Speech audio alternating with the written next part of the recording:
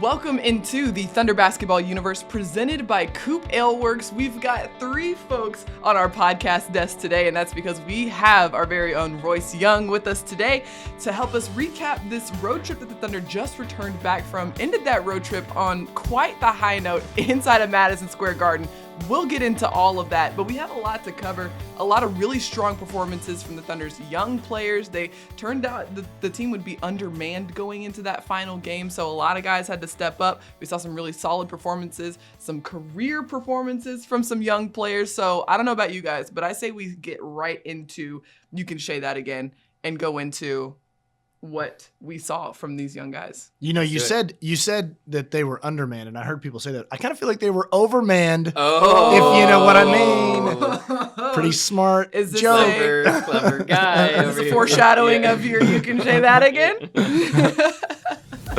Yeah. All right, Royce, since you are our guest, we will let you go first with your quote. So, I'm not actually going with one specifically from the road trip, but I just love this quote because it was so funny to me. Okay. But the quote is, he's a great kid, really happy for him, he deserves it. Actually. This is Josh Giddey, right? Yes. Talking about someone who's 4 years older than Yes, him. exactly. It was the kid. It was the kid. Yeah, he's talking about Aaron Wiggins getting a full-time NBA contract, and it was just so funny to me. And Josh did it again after the game against the Knicks. I think he called Trey Mann. Yeah. He's a really good kid. Yeah. And I know it's just probably, but honestly, I feel like it kind of, speaks to just Josh's general maturity.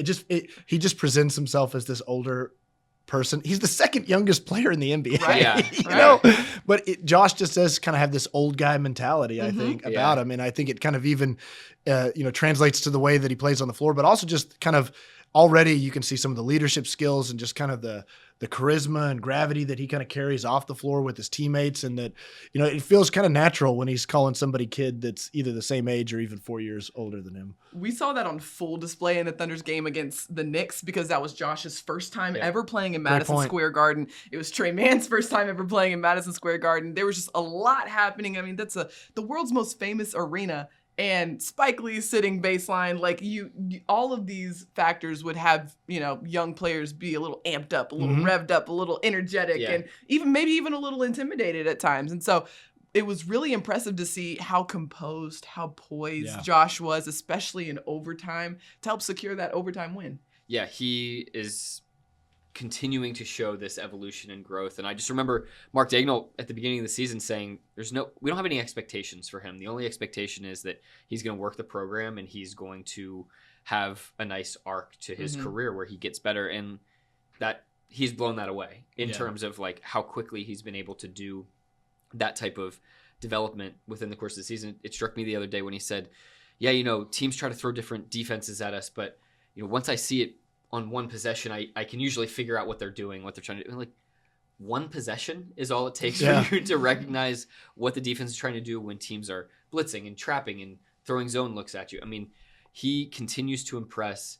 I'll get to him a little bit more with one of my picks later on, but so I don't want to spoil it too much. But his ability to really connect with anybody on the floor and make plays and just be sort of this like spiritual leader of like how the team wants to play has been really impressive. Yeah, you can just see it, Nick. I think it's a great point that just kind of the processing power that Josh possesses of him, how he's really, I think even we've seen the progression from beginning of this season to now that there's a lot of plays where he's been able to slow himself down. I think he's playing in the pocket a lot more, kind of getting the defender, kind of Chris Paul style, getting the defender on his back and just kind of feeling it out and just never in a hurry. I think for so many young players, Paris, you just pointed it out, just the composure, they would have a tendency to get in a hurry in those situations and just try to over attack. But Josh was so under control. One of the plays that really, really stood out to me was the assist that Josh had in overtime where he kind of got the defender on his back and, he collapsed both guys on him, really didn't look like he had anywhere to go. And then he kind of drops that really clever bounce pass to Derek Favors for a dunk. And just that ability to play make in traffic in that situation, overtime at the Garden. I mean, there's so many elements to me that just demonstrate Josh's poise and composure. And again, it just has to be stressed. He's 19 years old. Exactly. He's the second youngest player in the NBA. And I do think, though, that he what's unique about him is that, he's been playing against grown men now for a period of time. So some of this isn't all that shocking to him. But, it's one of those things where you think about Josh and what he's doing now, and you start just kind of extending that out and thinking, what's it going to look like if he's able to process something like you said, Nick, one time?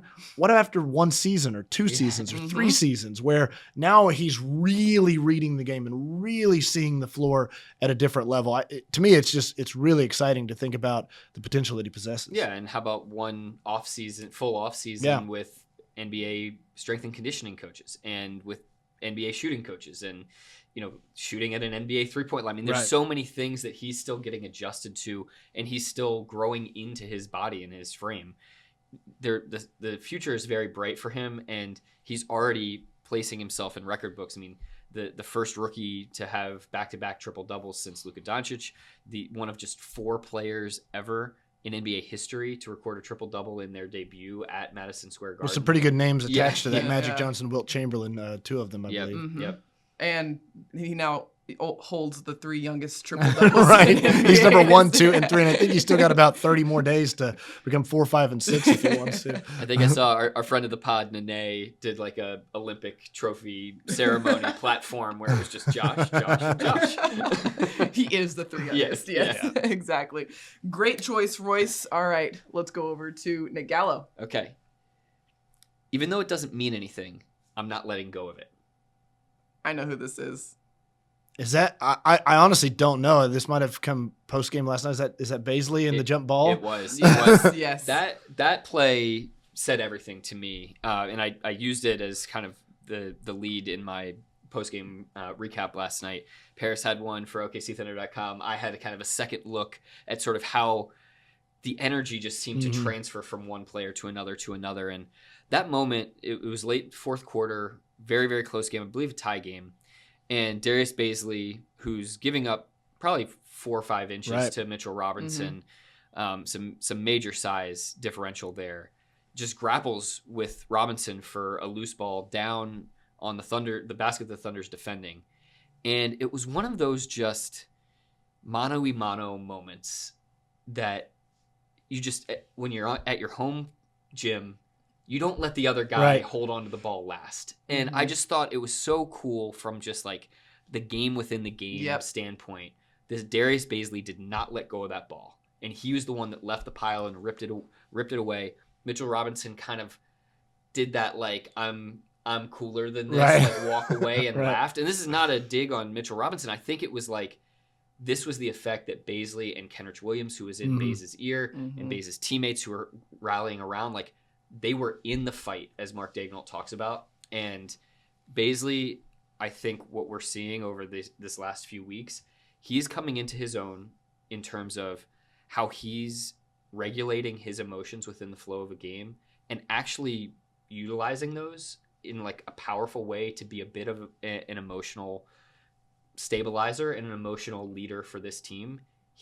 This team doesn't have necessarily like, I mean, they have competitors, but they don't have like fiery guys that are like, a little bit making the other team like, playing on that edge, like making the opposing team wonder like, okay, I don't know if I want to like get in this guy's way right now. And now Lou has like that force and physicality or whatever, but he's like stoic as can be on the court. Baisley is really finding that fire within and channeling it in some great ways these days. I think he even said, if I remember, Nick, that he said, "That's my ball." I think that's what. If I was reading his if I was reading his lips right, and he kind of even held it out like it was like he was like the champion warrior that was like holding his prize. So like to me, that play stuck out to me as well. Because, I do think it's something Mark talks about, that there are mentality plays within a game. And I think it's something that has really been stressed to a lot of young players that, those sorts of situations can often be worth more than just a jump ball. Exactly. It can galvanize your group. It can kind of fire everybody else up. It can, kind of put you in the foxhole together, so to speak. All those sorts of things where it just kind of unifies you behind a play, and it can feel like the Thunder didn't even win the jump ball because that was a tall task, no pun intended, against Mitchell Robinson. But just the idea that you don't back down in those situations, and in those types of plays, what I love so much about it is like there's nothing dirty about it. That's not taking a shot at anybody. Right. It's just not backing down, and I think it's a great call, Nick, to kind of point that one out. These are moment of truth, and sorry, just to jump in one last time. Those are moment of truth plays that the Thunder talks about. They've talked about all season long. And you just can't help but think, as they're laying some of these foundations, how big of a deal that moment would be in a playoff series. Right. That you're in somebody else's house, and you're not in a dirty way, not in a negative way, but you just showed up their team in their house and embarrassed them by winning that game within the game. Right. I love the mentality that this group is cultivating, and you guys are talking about it exactly to the T. The moment of truth moments. Darius has had several of them. He had several of them in that road trip. The Joel Embiid just driving baseline, and Darius Baisley, he was the last line of defense. Oh, great call, Paris. And he just completely elevated chest to chest with Joel Embiid, who is the biggest bruising force just down there in the paint. And didn't back down, blocked the shot, got called for a foul, but and Royce, you just did a Path episode with Trey Young, Trey Mann, and it said, those plays are more than just 2 points. Right. It's more than just taking away 2 points. It's more than just 2 points on the scoreboard. It sends a message, not just to the opposing team that these plays aren't going to come easy but to your own team too, right? But to your own team. What did Trey Mann say after the game? That play by Darius Baisley, it fired me up. Yeah. And what we saw a little bit later was Trey Mann eating his broccoli and digging down on Julius Randle in the post and stripping him, and the ball goes out, and it's a turnover, and OKC's got the ball. That was one of those I got to go rip his arm off moments that you mentioned in the Path. But I mean, I think that it's also just, and this is something I think that's just kind of in the water with the organization, is that there is kind of an expectation of playing with a force and a physicality and a competitive spirit. That's just part of I think that the organization views it as that's part of the DNA, is that if you want to play for the Thunder, you got to have that sort of edge. And like you're saying, Nick, I think to some degree for younger players, you kind of got to go through a discovery period of like, okay, where can I find it? And, if I would have been guessing who's going to be the guy that's going to become kind of the Thunder enforcer, I wouldn't have thought it would be Darius Baisley. I would have guessed like Kenrich Williams. Right. But I think Baze is now kind of discovering that like him playing with that sort of force and edge and competitive spirit is really, I think, kind of unlocking a lot of really positive things in his game. And now, like in hindsight, of course, it sort of makes sense. Like this is a guy that has so many great athletic tools, and just having that extra gear is such a huge thing for him. I want to piggyback on what you said about the contest of Embiid's dunk. And Baze had a similar one against the Knicks. Mitchell Robinson went up for a dunk. He contested it, forced him to blow the dunk. The Thunder this season, going in, there was so much made of, okay, do they have rim protection? What's the makeup of their center situation? They have held opposing teams to the lowest shooting percentage on dunk attempts since like the mid 90s this year, like 82% on dunk attempts this year, because they've gone up at the moment of truth. And without a classic rim protector. Exactly. I mean, it's not like they've got, David Robinson back there. Right. So just goes to show, regardless of how your team is constructed, there are ways to manufacture what you need on the floor if you've got enough heart and will. Yeah. One last thing I'll add on this is the dunk percentage by the Thunder, the opponent dunk percentage, also holding 19 straight opponents to under 40% from the 3-point line. It's all connected. Yeah. And it's all based on, we might not have the biggest team. We might not have the oldest team, but we have a team that is going to work on controlling what they can control every single night, every single possession. That's contesting every single shot. That's being feisty, fiery, and fearless whenever somebody comes into the paint. It's making sure that you do that every single possession. And if you can control what you can control, you're going to have a lot of possessions like that where guys don't want to necessarily go at the rim anymore because there's just going to be some guy trying to block. All of a sudden people are going to be saying, hey, Darius Baisley's down there. I don't think I want any part of that. Exactly. Yeah. All right. Here is my, say that again. I shot the lights out. Look at that. I know that one. All right, you got it. That was Trey Mann. Yes. Post game last night, which I guess it didn't really come through to notice like how was it just a flicker or was it like a full? No, somebody must have accidentally leaned on the light switch or something. Yeah. In the middle of the post-game press conference, the lights just went out right during the middle of one of Trey Mann's answers, and he was very quick on his feet. Yeah. I mean, this is also Trey 1K. Yeah. I mean, this guy is he's got a musical kind of lyric ability to him. So of course he's quick on his feet and smart like that. But it was perfect timing, and it was very on par because he had quite the performance. He led the Thunder in scoring, career high, got his 30-point game, got his 30-piece, and had a really funny moment with Josh after the game as well. Yeah, this was a nice little callback between Trey and Josh. You may remember back in Dallas when Trey Mann went for 29 points in the Thunder's win down in Dallas. Trey had 2 free throws at the end of the game that could have given him a 30-point game. That was then his career high.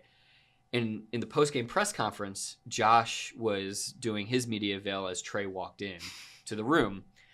And of course, as teammates do, when there's sort of this little like awkward thing where one player's waiting on the other player to be done with their media, the players that's at the podium takes the opportunity to take a little shot at the guy that's waiting. And so, Josh said back in that Dallas game, Trey didn't have a 30-piece though, so it wasn't really that great of a night. It was a cool night, but he didn't get 30. So then fast forward to last night in New York and Paris. Why don't you lay out what happened there? Well, Trey was standing there. Nick, you asked a marvelous question.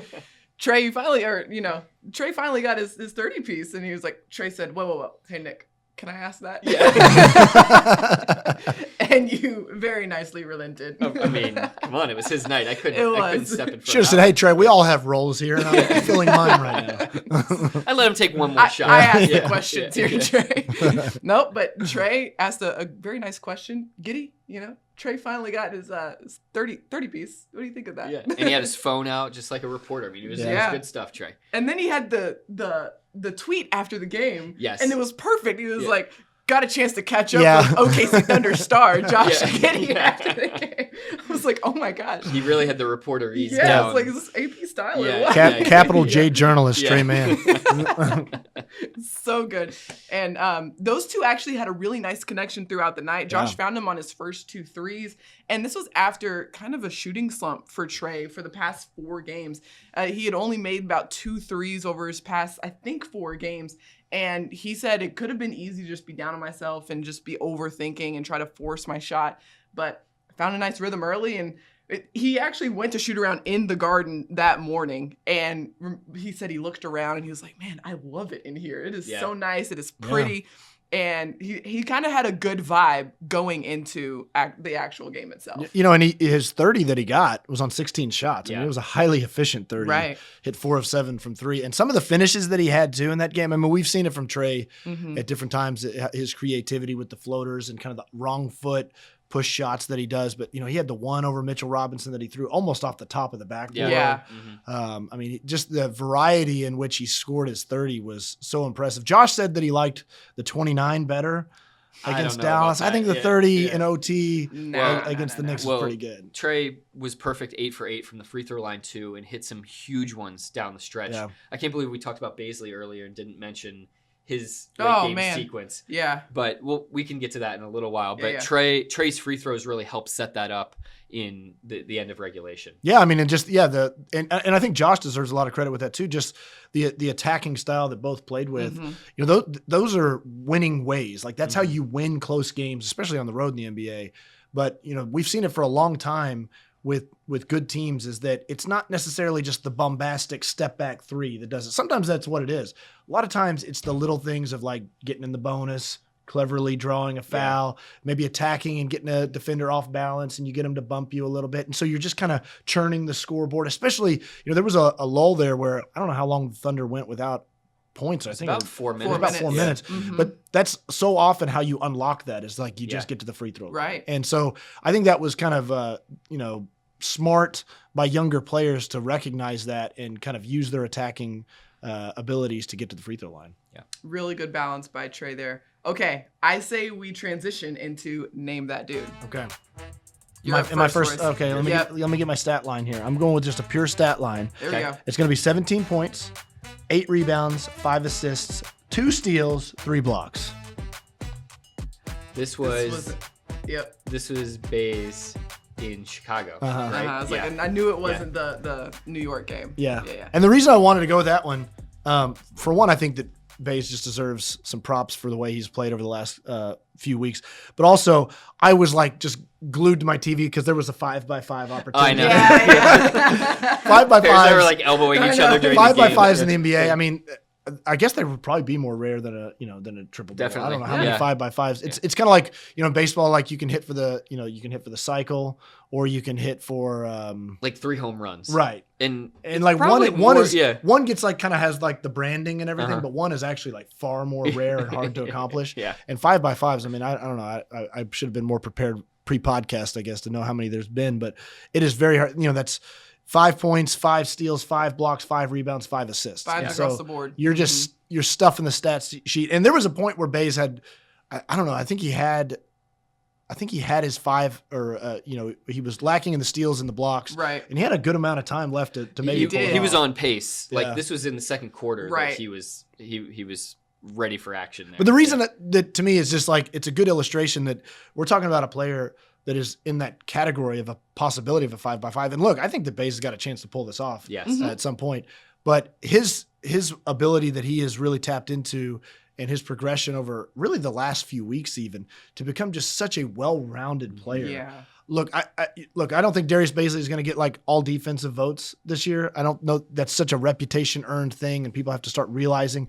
But Bays has been a core fixture of what's become a top 10 defense in the NBA. No doubt about and his rim protection, like we just talked about, has been really special. But he is an active defender. He switches on everybody. He guards guards. He guards big guys. He's in passing lanes. I think, and we talked about it earlier in the year, just his rebounding ability has really stood out. But, Bays has done so many good things over the last few weeks that I think that that stat line to me just demonstrates what a well-rounded player he's becoming.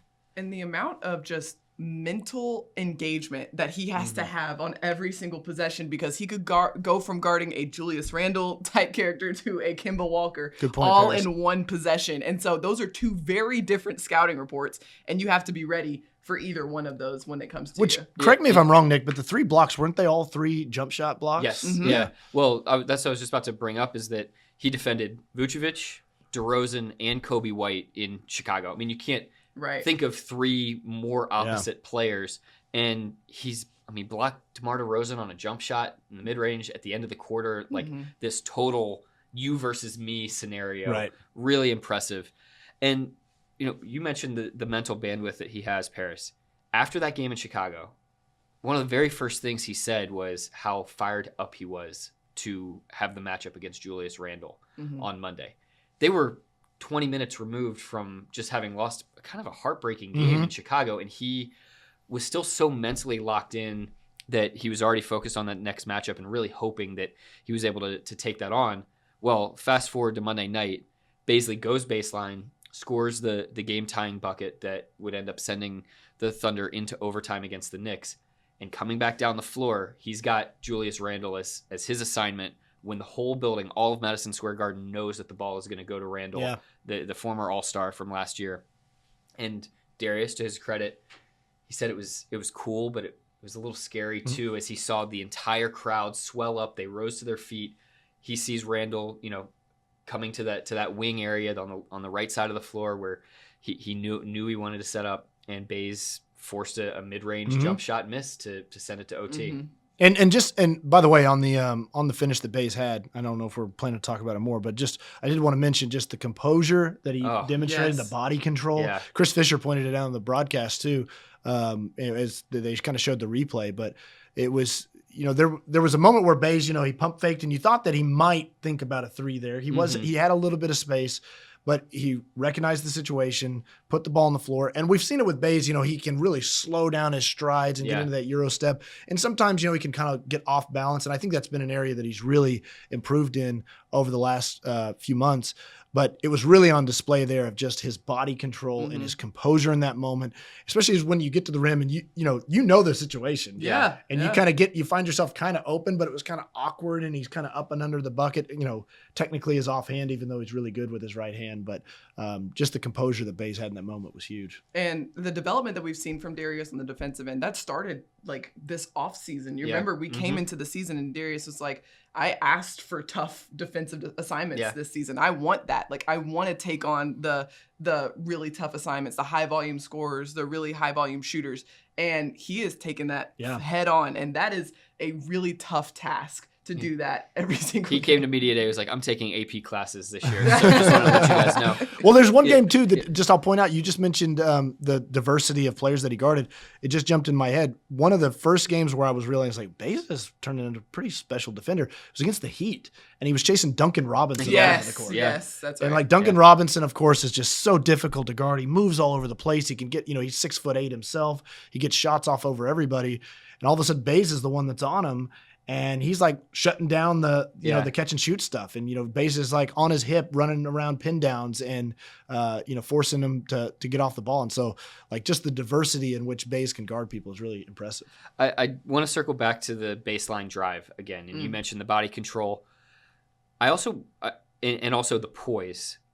Young players, Darius is still just 21 years old. And we've seen him and we've seen plenty of other young players in this league catch that ball and either hold on to it for too long to let the defense load up, or rush themselves into a drive just because it's out of panic and they want to make a play and they just want to go. He took this perfect amount of time before he put the ball on the deck. It was like this half a breath of like, okay, I'm seeing the floor, but I'm not holding on to this too long. And then he got into his move. And Robinson hadn't totally settled into his defensive posture yet, but he wasn't, rushing anything either. And I just think for somebody who pass, shoot, drive decisions have been such a crucial element of his development to this point, and not holding onto the ball and not assessing everything first before making a move and not driving headlong into traffic, like that was a perfect encapsulation of where he needs to be from a timing and tempo standpoint. Good point, Nick. That's a yeah, very good point. really good point. And we continue to see that development by Darius just throughout the season. Possession by possession almost. It's really fun to watch. All right, Nick, do you want to go into your Name That Dude? Yeah, this is extremely obscure, but it's 108 out of 1,630 minutes. I don't even know. So you set us up just to not get this one. Yes, basically. yeah, exactly. This is two players. Oh, yes, okay. we're just going to let you go ahead and tell us. Yeah. Why don't you just tell us what you want us to This is the number of minutes that Josh Giddey has played with Isaiah Roby this season. Wow. And Isaiah started that game in New York. And in the first 4.5 minutes, Josh had found Isaiah for two wide open layups. 4 of Josh's 12 assists in the game came in the first 4.5 minutes of that one. He had set up Trey Mann for 2 threes and set up Isaiah, who he has barely played with all season long. You can list pretty much every other Thunder big man. Baisley, who's played the 5, Favors, of course, Jeremiah Robinson Earl, Mike Muscala. Giddey has played more with them at the 5 spot than he has with Isaiah Roby all season long. And yet somehow Josh, just even in the first couple minutes of the game, is creating these super easy scoring opportunities for a guy who's still trying to get his legs back up under him after Isaiah has missed weeks and weeks with an ankle injury. And to me, it's one of those situations when you have guys that speak basketball. Yeah, like they just kind of they just know the same language, and so I think that's kind of part of what a lot of like a core value in being a Thunder player right now is like you need to be able to just kind of know how to do it, know how to play, step on the court, know your job, know where to be, and I think Josh really embodies that, but I think Isaiah does too. It's just that chemistry is a two-way street, and that's interesting that Josh has played with so many different big guys as kind of his pick and roll partner this year. And I think that's a great experience, by the way, too, just kind of, extrapolating out in a longer view of he's played with pick and pop guys. He's played with classic roll guys. Favors is somebody who likes to play in the pocket a little bit, between the free throw line and the restricted area. So there's a lot of different looks, and kind of you're getting different looks from the defense, and you're getting different looks from your own guy of how they set the screen and how they move off of it. And so there's a lot of learning that can go into just playing with different pick and roll partners. I love what Josh said after the game in your walk-off interview, and you asked him about the stats, and he was like, I don't get assists if my teammates don't get into the right spot and if they don't make the shot. And so I think this speaks a lot to Isaiah too, like to your point of, Isaiah's really, he's got that versatility to him where he can find those little open gaps and those open crevices in the defense. And Josh is a guy where if you have a window there, he's going to get you the ball. Right. And so I think it speaks highly of Isaiah knowing that, okay, as long as I get to the right spot, I move quickly and I find this gap, Josh is going to find me. The other overall big picture point that I wanted to make on this, and I think it flows perfectly from that, is Isaiah Roby, to his credit, made strides, but he wasn't the number 6 overall pick in the draft. Mm-hmm. Right. And throughout the course of Josh Giddey's career, he's going to be playing with guys, especially, being in this market. They're going to have to build through the draft. They're going to have to find diamonds in the rough. They're going to have to be creative. And his job as a player who is picked 6, as a guy that is projected to be an NBA leader, a point guard, he has to make his teammates better. Mm-hmm. And there's such a culture in the NBA overall, which is if I'm not getting it done, it's my teammates' fault. And I need to go get better teammates. I need to go somewhere else to be with better teammates.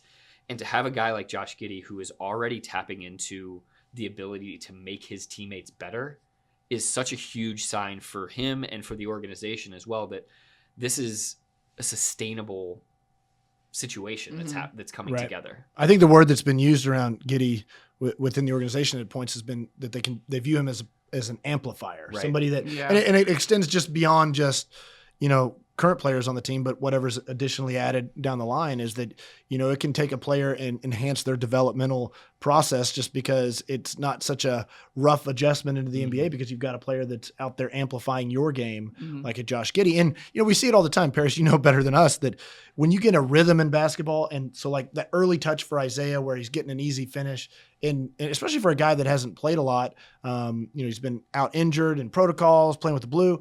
And that kind of early touch, early score, like, man, it just gets you in a rhythm. It builds your confidence. And so for a guy like Giddey that, they always say, the ball has energy, but also scoring has the most energy that you can get.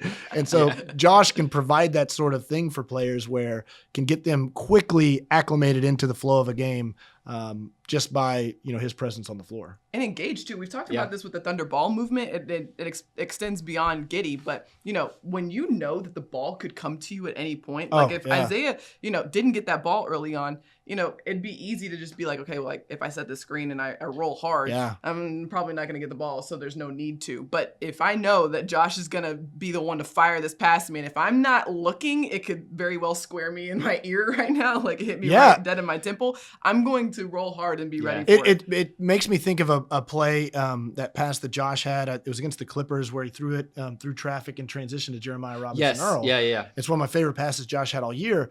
And one of the things I asked Josh about and asked JRE too, it's exactly what you're saying, Paris, is that when players, for one, it's like Josh knew Jeremiah was going to run hard. Yep. And so like Josh, like it kind of cued Josh to think, I might have a pass here because I see my teammate running hard.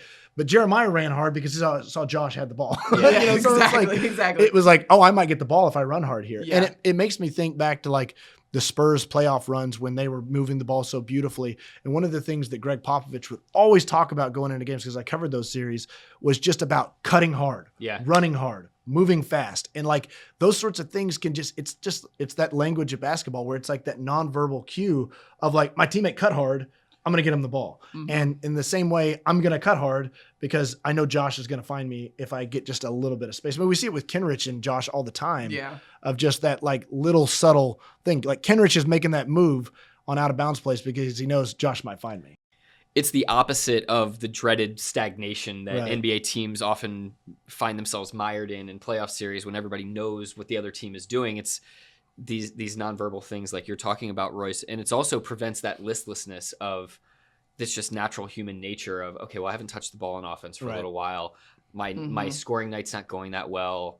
Like I don't have the same mojo and fight and energy on defense now. And it's Mark Dagnall talks about like that's obviously what you want to train your players out of, but there's just this natural human instinct toward letting the offense affect your defense. And so as much as the Thunder can mitigate that by getting everybody involved, the better. Yeah, good point. Yeah. One last thing I'll say, and it just popped into my head, but one thing that Ty Jerome said this season that has stuck with me and is one of my favorite, like just philosophies, is that passing, yes, is a very selfless act, right? Like you're giving up maybe your shot and setting up somebody else for a shot. Moving without the ball is equally as selfless because you could run the floor. And I think of a guy like Aaron Wiggins and Kenrich Williams, who we just see like furiously cut through the lane or run the floor.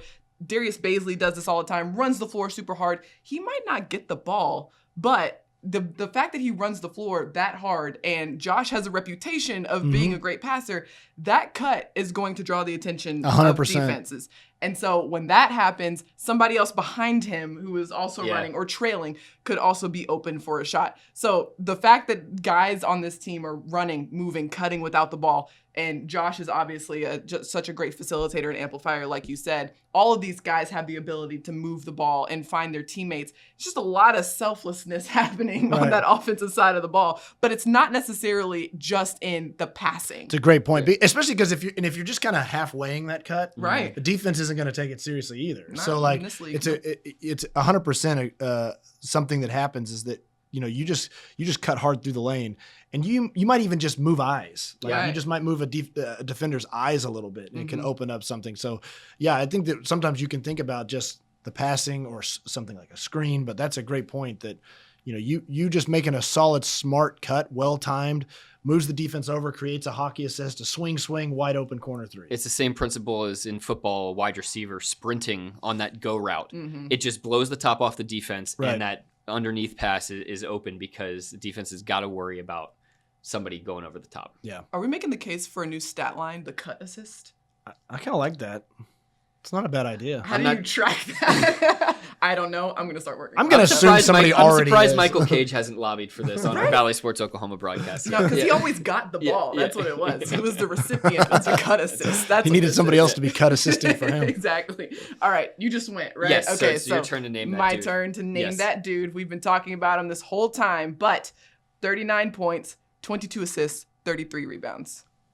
Is this Josh's last two games? Last two games. Yes. Okay. And I really hope my math is right on this. You guys call me out because I was doing this at we 2 don't fact check around here. My Google Doc said 29 points. No, so I fixed it because I was like, it's definitely not 29, Paris. 39, 22, and 33. Yeah, full disclosure, we didn't walk in the door of our respective places till probably 3:15 last night, right? Yes. So yeah. We're working on half awake. And I'm just bad at math, so I have no ability to fact check that. I'm a writer, okay? So I wanted to point this out because I think I've made this point on the podcast before, but it's back-to-back triple-doubles for Josh Giddey. He holds the 3 youngest triple-doubles in the NBA, but his triple-doubles aren't the 10, 10, and 10s, right?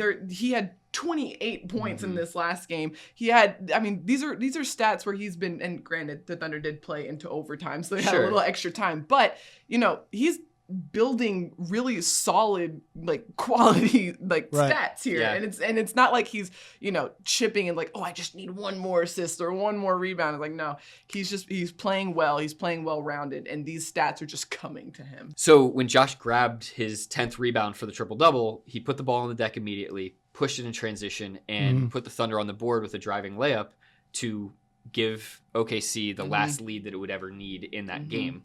And this is a philosophy the Thunder has been preaching for a long time now, is have your guards be able to rebound, push the tempo. You don't need an outlet pass, and whoever grabs the board just goes. We've seen that from Poku recently. Yeah. Poku's really, we haven't even talked about Poku and how well he's played lately, but you can really kind of see that assertiveness has really clicked with him.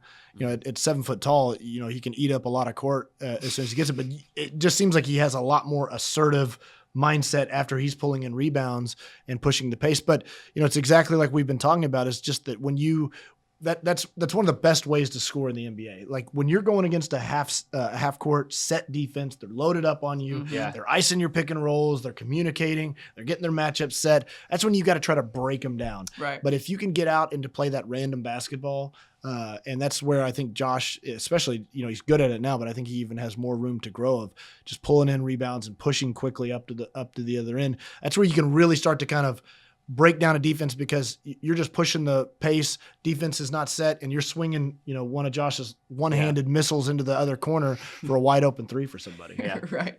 The one last thing I want to talk about with Josh, and it has nothing to do with the stat line that I just put out there, ironically, but it is the defensive side of the ball for Josh. Okay. And this is an area where Josh has told us that he is working and wants to improve, wants to take some of those tougher defensive assignments, because he knows that, if I'm going to stay on the floor, if I'm going to be most helpful to this team, I have to be able to be a reliable force on the defensive end. And this was a really good opportunity for Josh this last stretch of games where they're undermanned, they're without Shea, they've been without Jeremiah Robinson Earl for a while. And, Josh has a really versatile frame himself. And so he has the ability to be effective on that end of the floor. He knows that's an area of growth for him, and he's working every game to try to improve it. And while he's playing catch up on that end of the floor like any 19-year-old rookie would have to, he's leaning into one of his core strengths that every defense needs, which is sealing off a possession with a defensive rebound. Mm-hmm. Yeah. And to be able to provide something tangible on that end of the floor while he's still working on some of the other core defensive fundamentals, and as his body is still maturing, the fact that he's been able to get that into the game has been really great. Well, and just last night against the Knicks, the Thunder were going with a more switch everything philosophy down the stretch in that one. And there were so many times where Josh was caught isolated down on the block, fighting against Mitchell Robinson, fighting against Julius Randle. And it's not like the Knicks exposed that. It's not like they went down there and just bullied Josh on the block. Yeah. Like you said, Paris, he's a much bigger 19-year-old than you think he is, and he's got a built frame, and there's more to grow there, I think, as he kind of matures and stays in the weight room. But I just think it's an area where he can become a very versatile defender. We've seen it with SGA. People forget that when SGA came to the Thunder, he was basically the small forward. Yeah.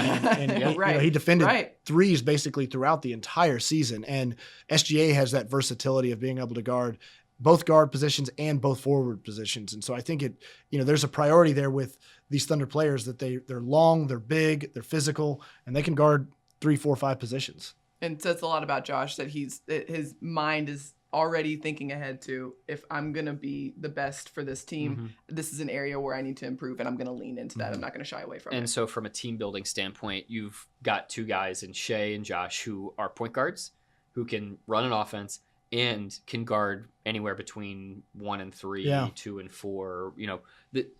Whoever you're adding to the team this year in the draft, whoever you're adding over the next course of years, they'll be able to mix and match and mesh in because of that versatility.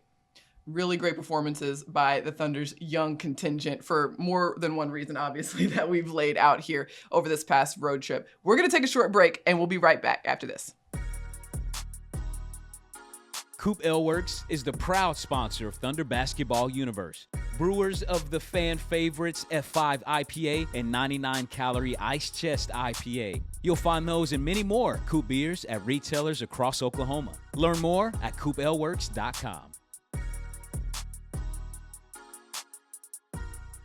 It is now that point in the podcast where we want to bless your timeline, and what a timeline blessing it was to see the Thunder's rookie, Aaron Wiggins, who has been incredible for the Thunder throughout his very young career in the NBA. As a two-way player, he was officially signed to a full-time contract, which continues quite a trend for the Thunder over the past few seasons, where two-way players have this opportunity to be converted into a full-time contract. And Aaron told us that, his teammates flooded him with congratulations, but then right back at it. It was on to the next team and time to play against Chicago. Well, Aaron found out about this incredible news after being asleep on a plane from Oklahoma City to Chicago. He woke up to like 4 or 5 calls from his agent. I think his heart stopped, he said, because this could be incredible news. It could be really bad news. Who knows what this might be? So he had missed a bunch of time with a sprained ankle since that last Dallas game, actually, the Trey Mann 29-point game. And so this was like a great 24 hours for him. He's coming back, rejoining the team. His ankle's finally good, and he finds out that his contract got converted from a two-way deal to a full-time contract at the same time. And Royce, this is a continuation, as Paris said, 4 times now that the Thunder has kind of carved out this career path for a player to be on a two-way, and earn their way to a full-time Yeah, contract. I mean, to me, it's incredibly unique in the NBA to, for one, to just find players that can become that, because I think a lot of people, I have two main thoughts, like Aaron Wiggins, 55th overall pick. People a lot of times just kind of like dismiss that completely. Right. And look, we've seen it. The reigning MVP right now was a mid-first round pick himself, or mid-second round pick himself. So like people I think are kind of understanding the concept of like the second round has value too. Yes. But I think the Thunder have really demonstrated over time that not only does the second round have value, but this two-way opportunity has incredible value to be able to have a player that can bridge the gap. And look, it's great for both the organization and it's great for the players because it creates that extra de facto roster spot. It creates more opportunity for younger players to find their way into the NBA. But like you said, Nick, this is an opportunity for these guys to earn their way into a full-time NBA contract. And so, whether it was Lou Dort doing it before, Moses Brown, Deonte Burton was one, and now Aaron Wiggins. Look, Aaron has had some games this year where I think a lot of people were probably shocked that one, he wasn't a first-round pick, but that he was two-way. Right, that he was a two-way player. And, he's produced some high-scoring games. He's shot the ball incredibly well. We've spent a lot of time talking just about his maturity and his, to me, he just looks like a guy that's been in the NBA for 6 or 7 years. That's just the way he plays. Even against the Knicks, he had that great give and go with Josh where, again, we're just talking about these players that just kind of know how to play and know how to feel out the game. And, Aaron's crashing down. A lot of younger players, I think, would have just went flying at the rim to try to dunk it, or they would have been out of control, but just the savviness, he just dropped it off to Josh for an easy layup there. So completely unhurried. Yeah. That's a great way to describe Aaron Wiggins. He's unhurried. Unhurried. And that's a spot on the floor to be very hurried when you're diving down the baseline. Players, defenders are converging at you, and your teammate is too, to pick out the right pass. Wasn't a chest pass, wasn't a lob. It was a nice little bounce pass. That's a decision that has to be made. It looked completely instinctual to Aaron. And one other thing I would say too is just for younger players that, come through the doors here with the Thunder is like, one, what a motivating factor you have to basically show up and say like, I have a chance if I do what I need to do here, and they will reward me for that. But also, I just think that players are probably thinking, I want to play there. If you're a guy that's probably going to land in the second round or something, you might be telling your agent, like, can you give me another workout with the Thunder? I kind of want to see if I can end up there. Seems like that'd be a good place for me to go. So I think it's such a two-way street there for both the players and the organization. It's been a great thing to see. And it's a really big testament to the work that Aaron put in, because you don't get that opportunity if you're not right where your feet are, whether you're with the Blue or where you're with the Thunder. You have to soak up every single opportunity that you get and make the most out of it. And Aaron had quite the wide range of experiences with, time with the OKC Blue. He had injury. He just came back from an ankle injury, starting with the Thunder. I mean, like he's had this really wide, coming off the bench with the Thunder too. A lot of really wide range of experiences. And Coach Dagnall has talked about, if you're going to develop players, the best way to do that is to, have a lot of varying experiences. And it's proven that Aaron has soaked all of those up and made the most of them, and he was rewarded with a full-time contract. So congratulations to Aaron. And of course, I know that him and his teammates are very excited for this opportunity for him. We're happy for that kid. What a good kid he is. I feel like I can say that though.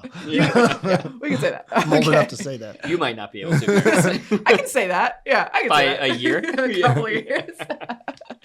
All right. Before we let you go, we got to let you know what's on tap for the Thunder. And All-Star break is right around the corner. But before that, the Thunder has one last game, and it is here inside of Paycom Center. Thunder takes on the San Antonio Spurs, and that's going to be on Wednesday night here in Paycom Center. And after that, Josh Giddey heads out to Cleveland for his very first All-Star weekend. I'll be there with them. Be sure to stay locked on OKCThunder.com for full coverage of that, and at OKC Thunder. Got some really fun content coming out for that as well. But before then, we will have a podcast before we head out to All-Star, get you nice and ready for all the events that are happening there in Cleveland. But until then, thank you so much for listening. Be sure to like, rate, and subscribe wherever you get your podcasts. If you're not watching on YouTube, be sure to check us out there as well. Thank you so much to our special guest, Royce Young, and to our producer, Matt Bishop. And until next time, Thunder up, and catch you later.